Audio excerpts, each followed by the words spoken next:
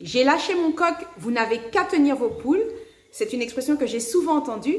Doit-il y avoir une différence entre l'éducation sexuelle donnée aux garçons et celle donnée aux filles? Eh bien, nous en discutons tout de suite après le jingle.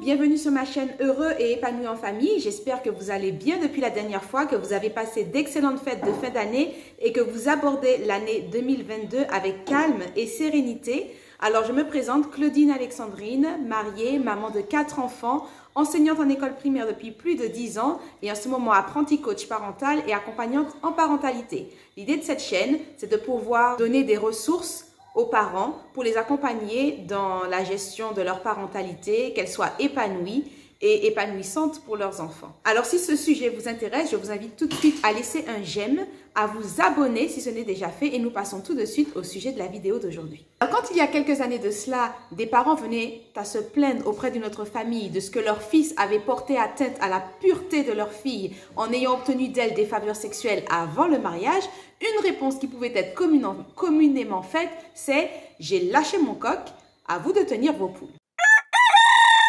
En d'autres termes, ces jeunes messieurs bénéficiaient dans leur éducation d'une totale liberté sexuelle, tandis que la responsabilité de la préservation de la chasteté reposait entièrement sur les épaules de la jeune demoiselle qui devait tout faire pour préserver sa valeur marchande sur le marché du mariage en réservant la découverte de son intimité à son époux.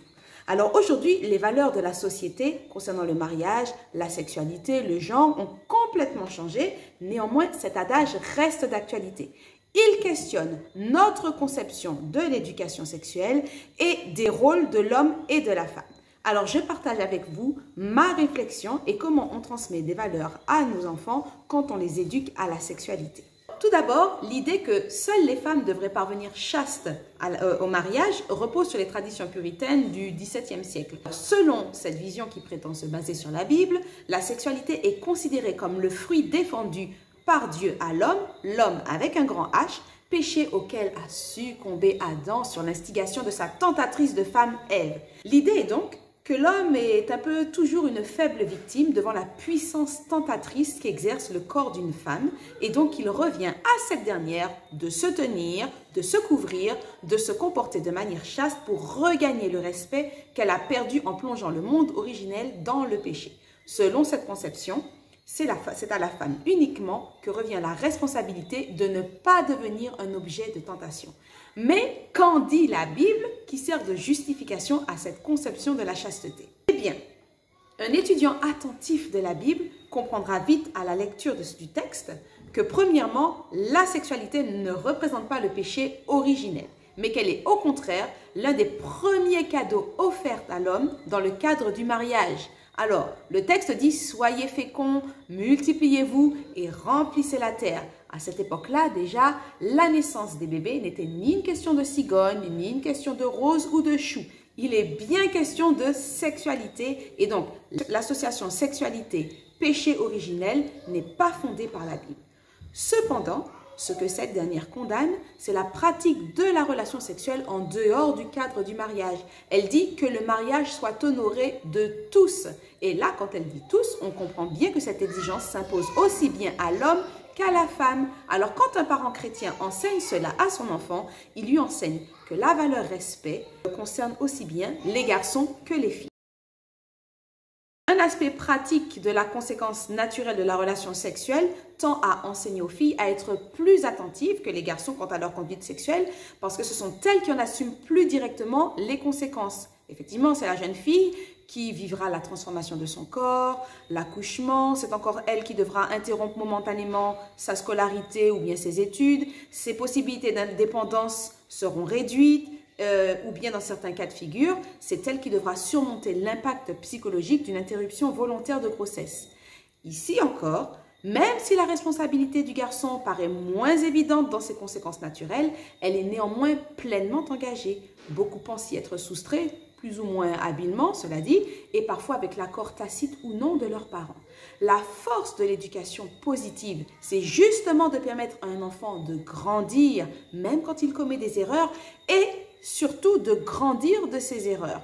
Comment? Tout simplement en assumant les conséquences de ses actes et en mesurant la portée.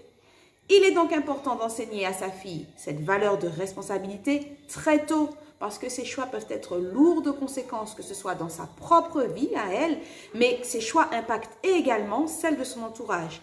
De même, cette valeur de responsabilité devrait être enseignée à son garçon, qui peut contribuer à mettre au monde un petit être totalement dépendant de lui, qu'il faudra faire grandir, et que les répercussions causées par ces décisions retentiront non seulement chez lui, mais également chez la jeune fille en question et chez son propre entourage à ce garçon.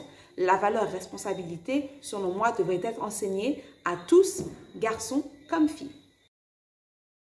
Jouer avec le cœur pour pouvoir jouer avec le corps.